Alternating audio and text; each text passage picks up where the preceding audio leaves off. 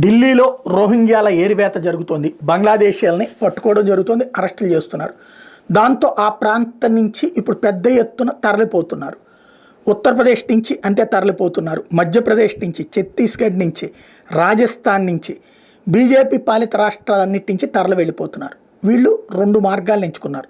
ఒకటి కాంగ్రెస్ పాలిత రాష్ట్రాలు, లేదా బీజేపీ శత్రుత్వ రాష్ట్రాలు లైక్ కేరళ.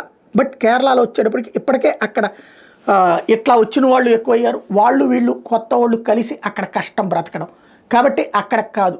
వీళ్ళకి ఎవరైతే వీళ్ళని తీసుకొచ్చి వీళ్ళని నడిపించేవాళ్ళు వీళ్ళని హైదరాబాద్ వైపుకి, లేదంటే ఆంధ్ర వైపుకి. ఆంధ్రాలో బీజేపీ కూటమి ప్రభుత్వమే ఉంది, కానీ ఇక్కడ సైలెంట్గా దించేస్తే కాదనడానికి లేదు. కొన్ని ప్రాంతాల్లో వీళ్ళకి బలమైనటువంటి పట్టు ఉంది, కాబట్టి అక్కడికి అడుగులుంది.